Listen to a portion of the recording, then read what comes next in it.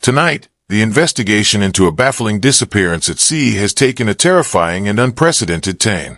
For months, the public and federal authorities have been asking the exact same question. How does a highly capable, fiercely experienced sailor simply vanish into calm island waters in the dead of night? But what if the answer isn't buried at the bottom of the ocean at all? What if the real truth is hidden inside a staggering mountain of secret financial ruin and a massive, carefully orchestrated payout? A newly discovered, highly classified piece of evidence has just surfaced, and it is actively shattering every single defense the grieving husband has built. This is no longer just a mystery about a boat trip gone tragically wrong.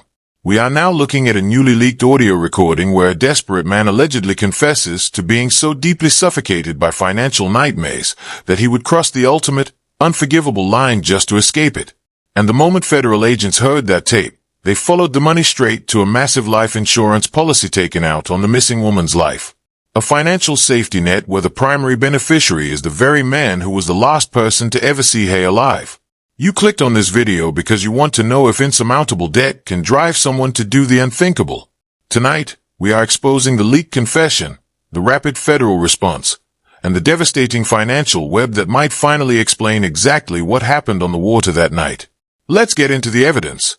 To truly understand the sheer magnitude of this new investigative twist, you have to remember the flawless image this couple tried to sell to the world. 4 weeks after Lynette vanished on the evening of April 4th, 2026, the narrative presented online was one of early retirement, endless ocean sunsets, and perfect marital bliss aboard their 46-foot sailboat. They had sold everything to live on the water. It looked like the ultimate dream. When the experienced sailor disappeared, her husband, Brian, immediately played the role of the shattered, desperate survivor. He told local authorities that she had bounced off their 8-foot dinghy in rough, unpredictable seas.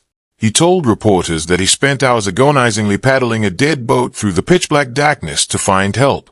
He went on national television, stared directly into the cameras, and tearfully vowed to never stop searching for his wife. But behind the scenes, the physical evidence was already quietly dismantling his story piece by piece. There was the $33,000 thermal imaging camera mounted on his boat, a military-grade piece of technology designed specifically to find human body heat in the dark, which he conveniently never turned on. There was the inexplicable 11-hour and 11-minute manual deactivation of the vessel's automatic tracking system, known as the AIS. And there was the recovered GPS data from his own personal electronic devices that entirely contradicted his harrowing tale of paddling to shore, placing him in locations he vehemently denied visiting. Federal investigators knew he was lying about his movements. They knew he was lying about the weather, as timestamp footage proved the waters were calm that night. But in a court of law, simply proving that a suspect lied is only half the battle. To build a federal homicide case without a physical body, prosecutors require a why. They need a motive so compelling, so overwhelming, that it explains why a man would disable his boat's tracker, ignore a world-class rescue camera, and allow the woman he married to vanish into the Atlantic Ocean. This week, authorities may have finally found that motive. And it did not wash up from the sea. It came from a leaked, intercepted phone call.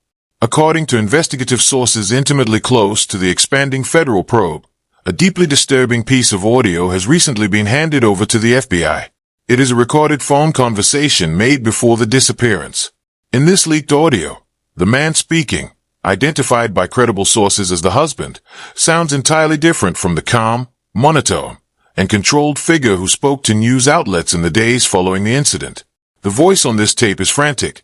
It is cornered.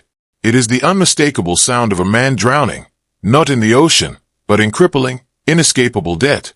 While the exact dollar amount of the financial ruin has not been publicly released by the authorities, the context of the recorded call is explicitly clear. The suspect was allegedly facing a catastrophic, life-altering financial collapse.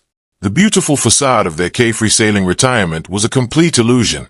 The boat, the travel, the absolute freedom, it was all allegedly built on a collapsing house of cards, funded by high-interest loans, maxed-out credit, and mounting financial obligations that he could no longer outrun.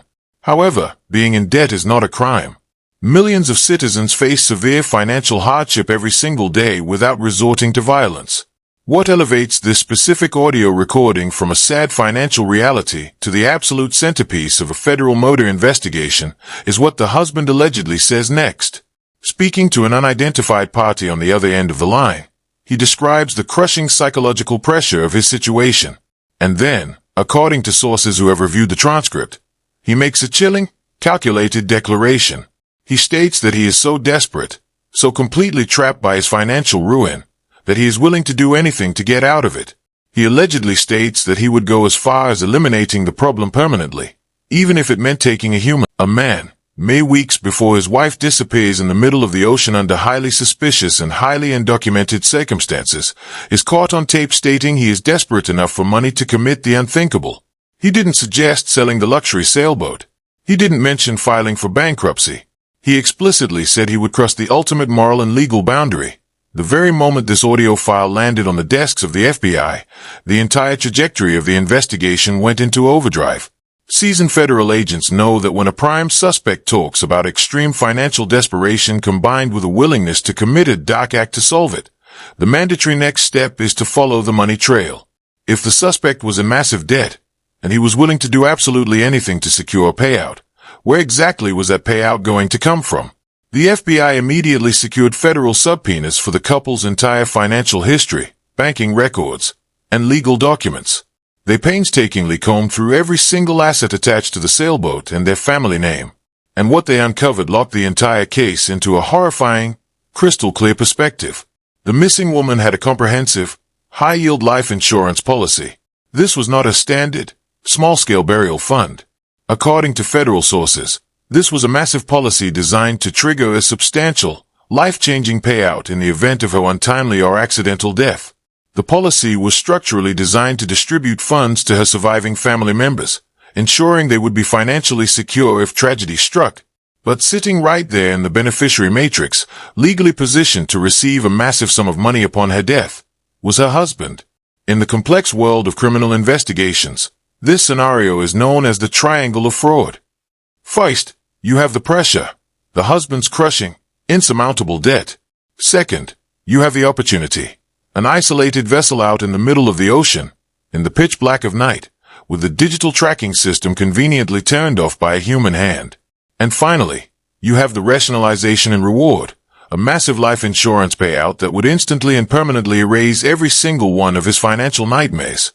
Suddenly, the bizarre and contradictory anomalies of April 4th start making terrifying, logical sense. Why meticulously disable the AIS tracking system for 11 straight hours? Because you cannot afford to have a digital footprint broadcasting the boat's exact location to international maritime authorities during the commission of a crime. Why miraculously forget to turn on the $33,000 thermal camera to search the dark waters for the woman you love? Because you aren't actually looking for her.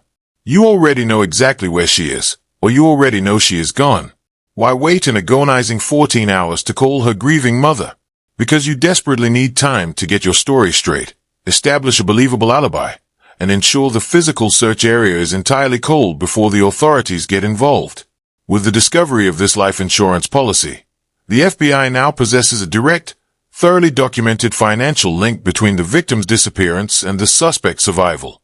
In the eyes of the investigators, she was no longer just a sailing companion. To a man suffocating in debt, she was worth infinitely more dead than alive. This leaked phone call and the subsequent unearthing of the insurance documents have forced the FBI to take immediate, highly aggressive action. The Bureau does not take allegations of murder for profit lightly, especially when it involves a United States citizen vanishing in international waters currently. The explosive audio recording is sitting inside the highly secure FBI forensic laboratory in Quantico, Virginia. Elite digital audio analysts are actively processing every millisecond of the file. They are running advanced voice recognition biometrics to confirm with 100% absolute certainty that the frantic voice on the tape belongs to the husband. They are isolating the background noise, analyzing the digital footprint of the audio file, and extracting the hidden metadata to pinpoint exactly when and where this fatal conversation took place. If Quantico authenticates this tape, if they legally and scientifically certify that the suspect made these terrifying statements just before his wife vanished, it will be utterly devastating for his legal defense. Furthermore, federal authorities are now officially treating the life insurance policy as active, frozen evidence. In cases of suspected insurance fraud overlapping with potential homicide, the government will immediately lock down the payout. The husband will not see a single cent of that money while he remains the primary person of interest in a federal investigation. Simultaneously, the Coast Guard Investigative Service, GIS, and financial crimes units are meticulously mapping out every single dollar of the suspect's debt. They are cross-referencing the exact dates of his loan defaults against the dates the couple chose to sail out to the remote Bahamian Islands. They are building an undeniable timeline that suggests this was not a spontaneous, tragic accident in rough seas, but rather a cold, calculated, and financially motivated execution. Where does this monumental shift leave the primary suspect right now? He is currently back on United States soil, vehemently maintaining his total innocence. Through his legal representation, he continues to stubbornly stick to his original, fracturing story.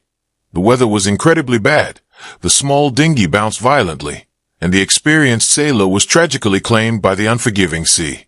But the walls of this investigation are rapidly closing in around him. You might be able to explain away a bad memory during a crisis. You might try to excuse a manually disabled tracking system or a forgotten piece of rescue technology by claiming you were in a state of sheer panic. But you cannot easily explain away a recorded, frantic confession of ultimate financial desperation.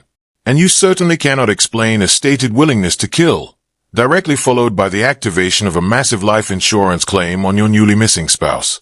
If this leaked audio proves to be completely authentic, it is the exact smoking gun that federal investigators have been relentlessly searching for. It forcibly transitions the husband from a grieving, unlucky widower with a spotty memory into the prime target of a premeditated, financially motivated federal crime. The investigative net is tightening by the hour. The FBI is clearly not backing down. The family of the missing woman, who have long suspected that the surviving spouse was hiding a dark truth, are watching closely as this financial motive finally validates their deepest, darkest fears. A vibrant woman who deeply loved the ocean, who built her entire life around the water, may have been mercilessly sacrificed simply to balance a spreadsheet and erase a debt. The data is speaking. The money trail is clear. Now, the world waits for the final word from the forensic labs. Does this newly leaked audio and the discovery of the lucrative life insurance policy prove that the husband planned this tragedy all along? If the forensic experts at Quantico authenticate that recording, how long do you genuinely think it will be before federal marshals show up to make an arrest? Drop your thoughts in the comments below. The debate around this complex, evolving case is incredibly intense, and your theories often spot details that others miss. Let us know where you stand now that the absolute truth about the financial motive has been exposed to the light. If you want to stay ahead of the curve on this massive investigation, make sure to engage with this video. As soon as the authorities release the official laboratory findings regarding this leaked tape, we will be here to break down every single detail for you. Stay vigilant and keep asking questions.